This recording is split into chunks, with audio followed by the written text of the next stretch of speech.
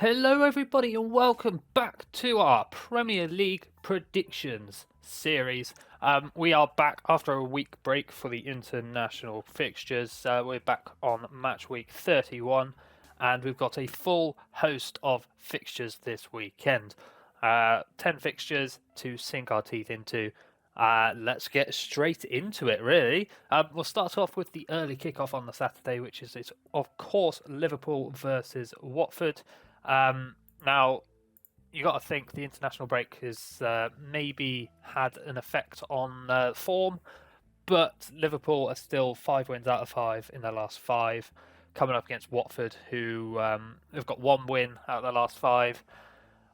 I think it'll be a Liverpool win. Surprisingly, I've gone for a heavy win as well. I'm going 5-0. Now, this is a win-win, because if I get it spot on, I look like a genius. But if I get it wrong, that's money going to charity. So, win-win, guys. 5-0 to Liverpool. Will it happen? I doubt it. But that's my prediction. That's what predictions are for. Let's move on to the 3 o'clock kickoffs. We'll go to Brighton, who are coming up against Norwich City. Brighton sitting in 13th, in a very poor form. No wins out of the last 5. But Norwich, obviously, rock bottom of the Premier League. Again, no wins in their last 5.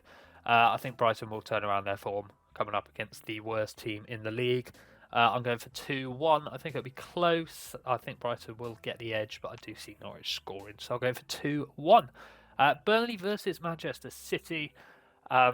City obviously pushing for the title with Liverpool, so they're not gonna have any hiccups against Burnley, are they?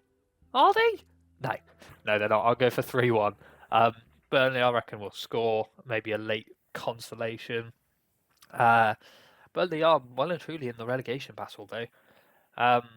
But they're coming up against top of the league, and 3-1 to Manchester City. That's what I'm going with. Chelsea versus Brentford, a mini London derby here. Brentford's another one that could be dragged into that relegation scrap. 2 wins out of the last 5, coming up against Chelsea, who have got 5 wins out of the last 5.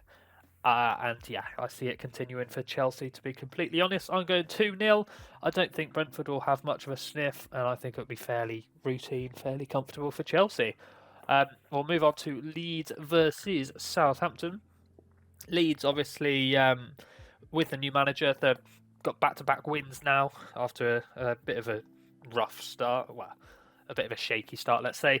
Coming up against Southampton, who have got 3 losses in a row, and I think it'll be a draw. I think there'll be goals, so I'm going for 2-2 in honour of the late great Desmond.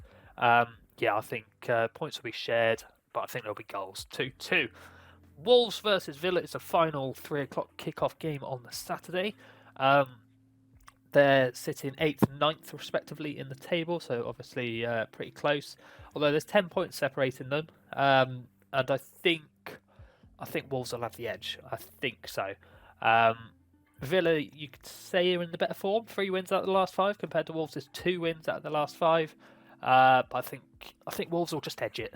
I'll go for 2-1. I think it'll be close. But I've got my money on Wolves. Got my money on the Wolves. We'll move on to the final Saturday game: Manchester United versus Leicester City. The mighty Brendan Rodgers coming to Old Trafford. Now United, who knows what they're going to be like, to be completely honest. So I'm going for 1-0. I think it'll be a boring game. I think it'll either be a really early goal or a really late goal, and it'll be very boring. But they'll get the points, I reckon. 1-0. Leicester will have a few chances, but David De Gea will save Manchester United, I reckon. It'll be close. 1-0 I'm going for. Now we move on to the 2 Sunday games. We've got a Monday night football game. So West Ham versus Everton is the first one at 2 o'clock. West Ham obviously pushing for those European spots. Everton pushing for those non-relegation spots. And I think Everton's struggles may continue here. I've got West Ham winning 3-1. I just think West Ham will probably be too good for Everton. Everton are in real problems. Hiring Lampard definitely wasn't the best choice when you're going for a relegation scrap, is it? You're getting Big Sam straight away. Yeah, I think West Ham will win 3-1. We'll move on to the final Sunday game, which is Tottenham Newcastle. Tottenham 4 wins out of the last 5. Newcastle 3 wins out of the last 5, but coming off back-to-back losses. Obviously, one of them was against Chelsea, where they did play very well, I thought.